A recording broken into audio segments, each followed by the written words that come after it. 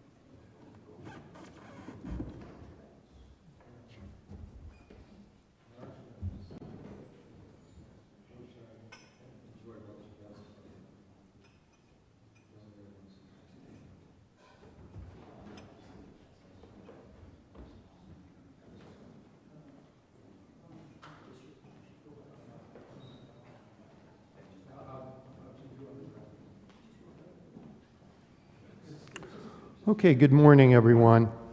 Before we get started on Julian of Norwich, I want to call your attention to the back page of the outline. This is from Richard Rohr's site, which is at the bottom of the first page, because I couldn't fit it on the back page. He does a daily meditative email, which I think is very valuable for people who are trying to live a contemplative experience of prayer and develop a unity of consciousness. At any rate, on the back of this, there is a kind of one of the best things I've seen with how to handle distracting thoughts during contemplative prayer. It's a very nice and easy description of that. And it also uses the imagery of water, which we remember from Teresa of Avila. So I just wanted to draw your attention to that. The other thing I want to, getting started on Julian of Norwich, I just want to point out, you see her dates there are circa 1343 to circa 1415. This is because we don't know very much about her. She is not an important historical figure in her own lifetime and not well known outside of the village of Norwich and perhaps a little bit further, which I'll say a bit more about. The other thing I want to point out is she's about 100 years after Francis of Assisi and about 100 years before Teresa of Avila and John of the Cross, give or take a few decades. So we don't know much about her outside of her own writing. We don't even know for sure if her name is Julian. The name comes in part from the fact that she built this little, or had built, this little hermitage that was attached to the church of St. Julian in Norwich.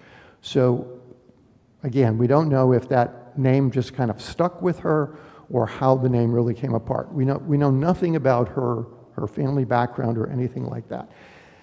She is mentioned in some wills at the time, people who died and left money for her care and upkeep in the hermitage, or it's usually referred to as she's usually referred to as an anchoress, which I told you is really just a fancy term for a female hermit.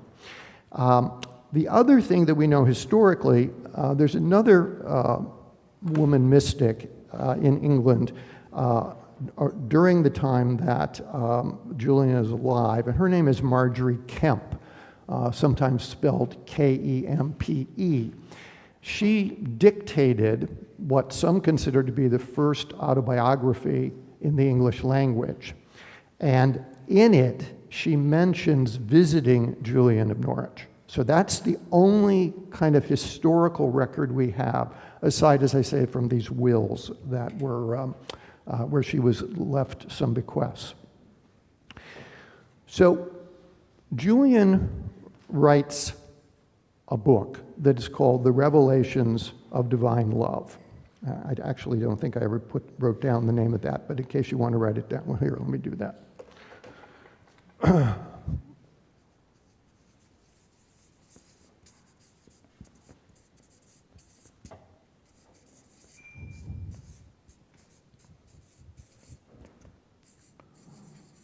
This is the only thing that she wrote.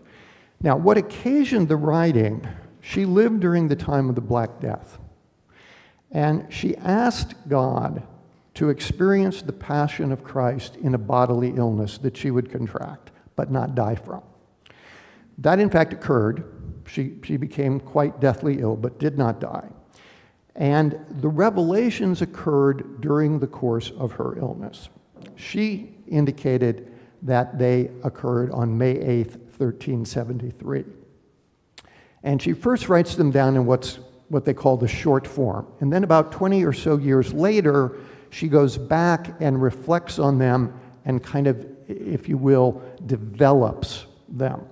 And so most people read the long form today if you're going to read Julian of Norwich. And I have here where she lived as an anchoress attached to the church. So she prayed, and she offered spiritual guidance and spiritual direction to people in the village who came to this little window in the side of the hut. This is all still there today. You can see it. And she would engage in spiritual conversations with the town folks. Now, the other thing that's important about Julian, as we look at her theology and spirituality, we're going to see that she goes a little outside of the mainstream. She's probably a good example of somebody inside the tent, but on the edge of the tent. And probably the reason that she never got challenged a lot is because she was this woman in this little town. So she wouldn't have been known to the great monastic communities where a lot of theology was being done.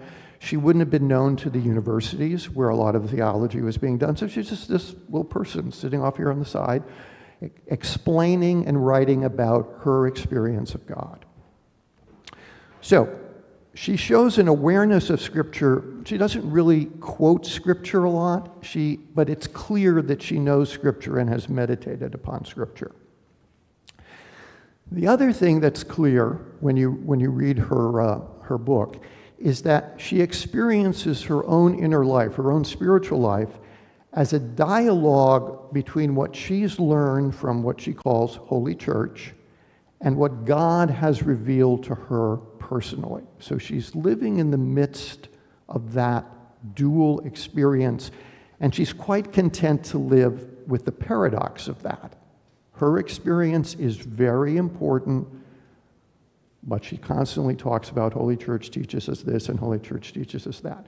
But she's a good example of somebody who's in a sense, I don't want to say struggling, dialoguing with the tradition, but taking it a step further, perhaps, based on her own inner experience. As you might imagine, based on this prayer of hers, that she experienced the Passion of Christ in her own life bodily, she puts a lot of emphasis on Christ's passion. But unlike other women mystics of the time who focused on the suffering of Christ and imitating his suffering and meditating on his death, what she focuses on is how the flowing blood of Christ is love that embraces the world, which is it's a different take from the way people talked about it at the time, which was the blood of Christ redeems us. Well, of course, the love that embraces the world can also be seen as a redeeming love. But her emphasis throughout her writings is on the love of God. So it's not surprising that she even makes the point, and very graphically, that the blood of Christ flowing from his wounded body is embracing the world in love, which I think is a pretty powerful and beautiful image of a way to focus on Christ's passion. I have a note there, the hazelnut, and a word that apparently Julian invented, wonning. At least I have never seen it anywhere else. During one of her prayer experiences, God tells her to contemplate a hazelnut, which I did not bother to look this up, but I think they're pretty small, okay?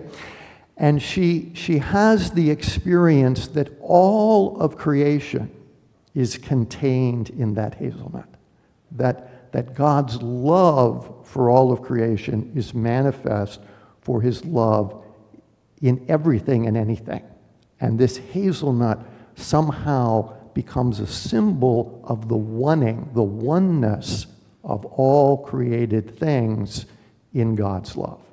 So you can see some of Francis of Assisi's notion of creation spirituality in her as well. We have no evidence that she was influenced by Francis or even knew of Francis or anything, but it's an interesting image that not only is God present in the tiniest of things, but the tiniest of things reveals that God is present everywhere and that God's present as love everywhere in his creation.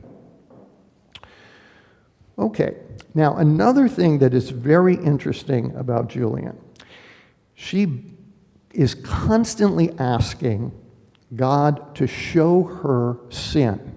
She wants to understand sin. She keeps praying, show me sin. And she's constantly returned with nothing. There's nothing that comes as a representation of what sin is. So her own explanation of that is that sin is no thing, sin is not really the issue. The issue is God's love. She acknowledges that there is suffering that comes from sin, but concludes that sin is the absence of love. That when a person is in sin or when a person is committing a sin, the thing that's critical is that God's love is absent from their actions. They're not moving in accordance with God's love. She also asked for a vision of hell, but was never shown it. So her conclusion to all of this, which again is pushing the tradition a little bit for her times, there is no wrath in God. Think of the Old Testament. Okay, it's full of wrath. Okay, there's no wrath in God. There's only love and forgiveness. But that's what God is, and that's what God is calling us to experience in our prayer lives. That God is love and forgiveness. So she doesn't say that we don't have faults or we don't have weaknesses or we don't make mistakes, but rather she sees those as just opportunities to grow closer to God, to become more deeply in love with God. In other words, the focus isn't on the sin, the focus is how the sin makes us aware of our need for God and opens us to more love for God. Now, when I was growing up in the Catholic Church and being trained by Irish clergy, of course, all the emphasis was on sin. I think you guys missed a lot of that, which probably was good. But it's a different way of looking at things. Instead of a constant harping, which would have been not uncommon in the Middle Ages, on the sinfulness of humanity, it's like, yeah, you lose the way, you make mistakes, you don't live up to God's love. But that's not what's important. What's important is remembering that God loves you and move back into union with God. So you can see how this is similar to what I was developing in the very first talk in this series about the notion of the true self and the false self. That God understands the weakness of the human condition. God understands how we are constantly tempted to follow the false self, to not live out of God's value system. But God just keeps inviting us back, keeps inviting us back to his love and to the fact that his love is a forgiving, transcending love. One of the quotes that many people have heard without perhaps knowing it about Julian is this next point in the outline: all will be well and all manner of things will be well. This is her summary of what life is for the Christian who is pursuing the love of God as God pursues that Christian. That everything will be okay. Not that there won't be difficulties, not that there won't be struggles, not that there won't be problems, but that God's love encompasses those things. And at some deeply spiritual level, despite sin, despite weakness, despite the ever-present temptation of the false self, God is going to bring good out of things. I meant to say this when I was talking about sin and how her emphasis is a bit different. The word that Paul uses in the Greek New Testament that we have translated into sin in English is hamartia, which literally means missing the mark. Think of somebody who is shooting a bow and arrow and they miss the target, they miss the mark. It's a very different understanding of sin than I think a lot of us grew up with. But it's kind of like, yeah, you make a mistake, you go in the wrong direction, but all is well, all will be well, and all manner of things will be well because of God's love. Okay. The last thing I want to say about her is in this last large bullet point.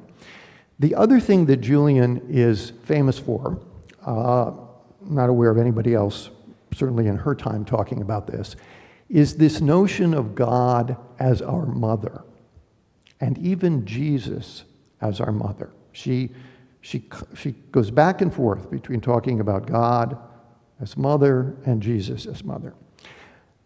This, of course, is a very different notion in the medieval world, which is very patriarchal. And, probably our world today is very patriarchal, some people trying to bring it back in bold strokes. But it's not an unknown image of God in the Scriptures. For example, in the book of Numbers, Moses likens God to a mother giving birth. And Isaiah has many references to God as mother. God as a woman in labor, God as a nursing mother, God as a comforting mother. Jesus himself, in a famous scene that is recorded in both Matthew and Luke, weeps over Jerusalem, wishing that he could gather its inhabitants to him like a mother hen gathers her chicks.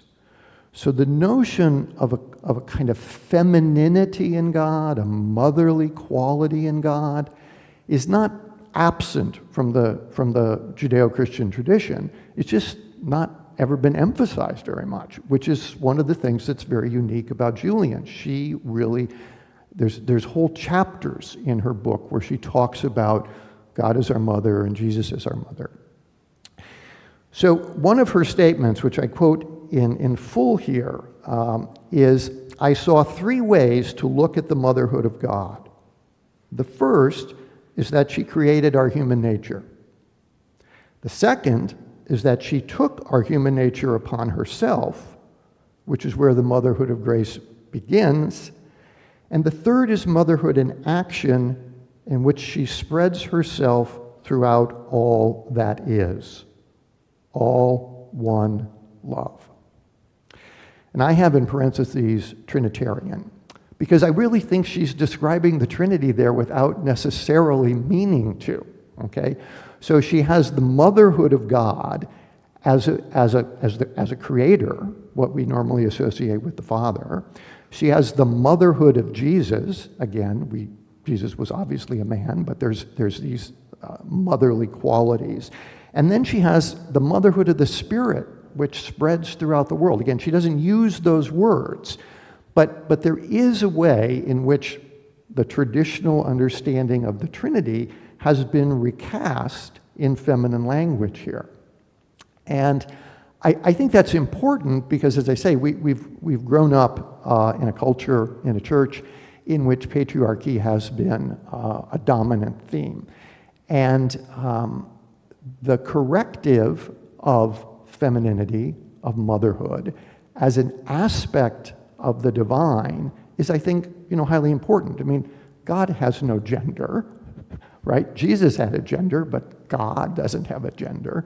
I mean, if you want to talk about transgender in a real way, I mean, God transcends gender, right? I mean, obviously that's not the way it's normally used. But my point is that these ideas are clearly not in the mainstream of Christian teaching at her time, yet they're not really heretical in any way. She's not saying anything that theologians might have objected to her language, but it'd be hard to really object to her basic message of what she's trying to say. Julian pretty much disappears after her death and is kind of lost to history and scholarship. I did a master's degree in spirituality in the 80s, and that was when I was first exposed to her, and it was a bit of a revival of interest in Julian. The Episcopal Church has a day for her. They call it a minor feast day, I think. Yeah. Catholic Church has nothing for her. Although I did hear recently, I haven't been able to find any more details about that there is a move afoot to make Julian a doctor of the church because of kind of the uniqueness of what her teaching is, and that she has something to say. So I wanted to talk about her. This is going to be short today. I wanted to talk about her because I think she is unique in the history of spirituality. She is a woman. We've talked about other women, so she's not the first woman we've talked about. But she offers a perspective on spirituality and on a vision of God as someone who nurtures us, someone who has the devotion of a mother to us. And in our culture, despite its emphasis on patriarchy, we often look at mothers as having a special role in the notion of the way they love their children fiercely. Not that fathers don't, but we've had this tendency, and it's certainly true in Western literature, to focus on the person of the mother, the one who will never abandon the erring child. Let's see if there's something else jumped in my mind there. But I think that's basically what I wanted to say. I think that I'm glad that Julian is now somebody who is talked about more and who has something that could teach us. Her book is actually quite easy to read. It's been translated in modern English, and it's interesting watching her because what she's really revealing is her own spiritual process as she wrestles with her understanding of these visions that she had when she was at death's door and what they might mean. All right, I'll stop there. As I said, a bit early today. Questions, comments? Matt. Matt? Yeah. Thanks, Ron. That was great. I was thinking when you're talking about the motherhood comments, I was curious if Julian mentioned anything about Mary and this, She doesn't. She doesn't mention anything about Mary. And that was the thing that I was almost going to say. I mean, part of the way Western Christianity dealt with the need for femininity was by raising Mary up to an almost co-equal. I mean, the Catholic Church has a doctrine, I think, calling Mary the co-redemptrix, okay, which is a very strange, you have to do lots of theological hoops to get to that. But the point is, at some level, the Western tradition knew they were missing something. And so Mary kind of became the person to take that place. And so we ascribe to Mary all these things that, we know nothing about Mary of Nazareth, really, nothing historical. But it shows this desire for the feminine. So, good question. Hal, hang on. Wait, 1 second, sorry. Okay, so follow on Mary, first of all. Now they say that she ascended into heaven the same as Jesus did? She was assumed into heaven. What's the difference between ascension and do Episcopals assumed? believe that? Charles doesn't know. No, What am I to say about it? I encountered that for the first time in Jerusalem. Say that again. In You Jerusalem. encountered that the first time in Jerusalem? Yeah, and they talk about the fact you can't find Mary's tomb because she pulled the Jesus trick and ascended, or assumed or whatever. Well, it's interesting. If you look at the iconography, the term is called the Assumption. It's celebrated in the Catholic Church on the 15th of August. And when you look at the iconography, it's really interesting. Early iconography shows Mary dying, actually dying, and then a small Mary going up to heaven while the apostles are praying around the bed of the dying Mary. Then eventually the iconography changes and Mary doesn't actually die. She just gets assumed up into heaven, okay? So, it's very interesting. Since we started this series talking about Carl Jung was ecstatic when the Catholic Church declared the Assumption of the Virgin Mary, because he felt what was missing in the whole doctrine of God in Christianity was the feminine, okay? So, I guess this is just saying again what I said before, there was an understanding, or maybe that, I don't even know if it was an understanding, there was an experience of something lacking without having the feminine closer to God. And that somehow powers the theology around Mary, certainly in the medieval and early modern era. I did have one more follow-on question.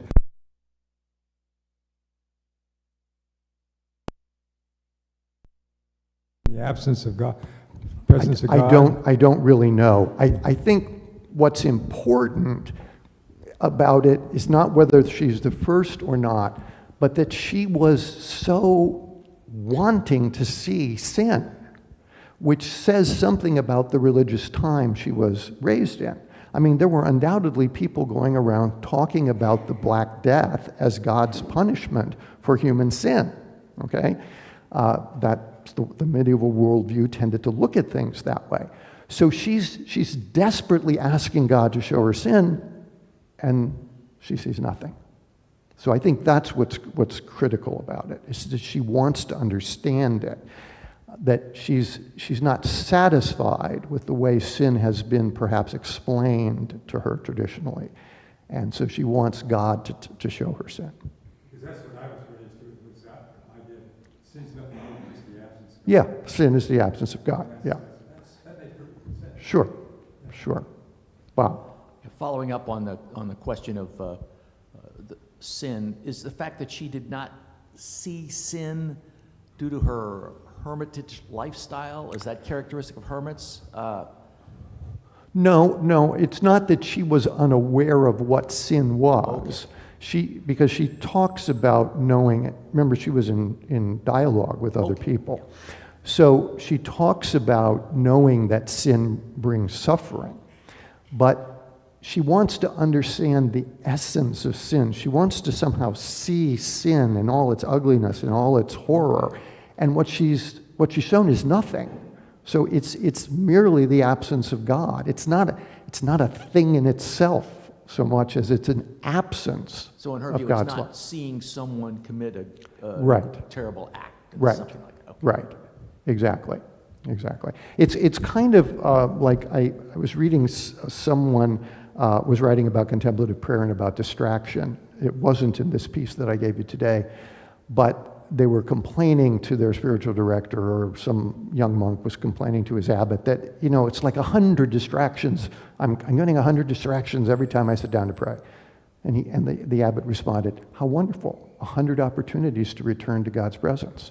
So it's a similar kind of understanding that she has about sin, that what's important about it is that it provides us a way to get closer to God, rather than seeing it as separating us, making us evil, making us deserving of hell, which she can't ever get a vision of, okay? So that's what I think is important about her, and I think unique for her times, okay? Wanted to say that at the 10 o'clock service, if you attend and you hear my sermon, you might think that Ron and I coordinate these things. We do not, but the good news is that my sermon has a lot of the same themes as this for whatever reason. Interesting. I had a question, thinking about the divine feminine and a feminine conception of God. How do you think the concept of Mother Earth and the pagan understanding of creation and the divine, how do you think that, Well, it's interesting, and I don't pretend to be enough of a historian of religion. I mean, we all know that the earliest notions of God were feminine and based on the fertility cults of the ancient Near East. But over against that, of course, we have male gods. I mean, we have Baal that's talked about in the Old Testament. We have all sorts of the tribes that Israel fought against had fierce warrior gods. God, Yahweh himself is described as a warrior god. So I don't know exactly how to answer that question, or if there's a point you may be driving at, which you're welcome to say more about. But I think maybe in some ways the notion of God as mother is returning in a good way to some of what the pagan tradition was trying to say. Okay, but it's a Christian tradition. Okay, but and if we go back to what I said at the very beginning, in the very beginning lecture, that contemplatives have a unitive consciousness. So it doesn't really matter where the idea came from, because any truth is going to be true no matter who the person is who announces it. It doesn't have to be in your faith tradition. It may come from another faith tradition. But the truth that is one is going to spring out. And so, perhaps that's an important aspect of the notion of the motherhood of God. There's no evidence that I'm aware of that Julian would have known anything about these earlier pagan traditions, because I don't think that was common knowledge until more like the 19th century with excavations and stuff in the 20th century. Was there something else you wanted to say about it? Okay. Yeah, let's get the microphone. Thanks, Ron. One more question about Julian and her interaction with the world. I find it fascinating that she's a hermit. Unlike Francis, who would have had a very engaged view of the world, you have to go out and minister to the people, and she's kind of behind this window, and people talk to her, and she has these great ideas about God's love, but then keeps to herself. Any reflections on that, or how people reacted to that at the time, or did they expect her to do more? Well, there was certainly a tradition of hermits that existed, from the earliest days of the church. So no, I don't think so. But I do think it's interesting that if you look at somebody like Francis and you look at somebody like Julian, there's a wide difference in terms of how they, on a day-to-day level, engage with the world. But both of them are engaging with the world. So the contemplative is always supposed to be engaging with the world in some way. Now, in cloistered orders, in the Catholic tradition, that engagement would be through prayer, praying for, being one with the suffering of the world in many, many other places. And if you attend a service at a more progressive contemplative convent of nuns, you're going to see that reflected in their liturgy and in their prayers, that there's a real sense of their unity with the suffering world that they bring into the monastery. So I think that's what I would call a kind of healthy tension in contemplation, that contemplation requires one to remove oneself from the world in order to be detached from the value system that the world articulates that would be contra the Christian value system, but then it requires re-engagement with the world to bring that Christian value system into the world. And different mystics have done that in different ways. Anyone else?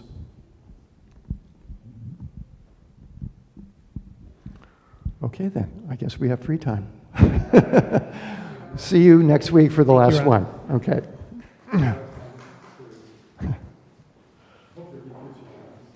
Say that again.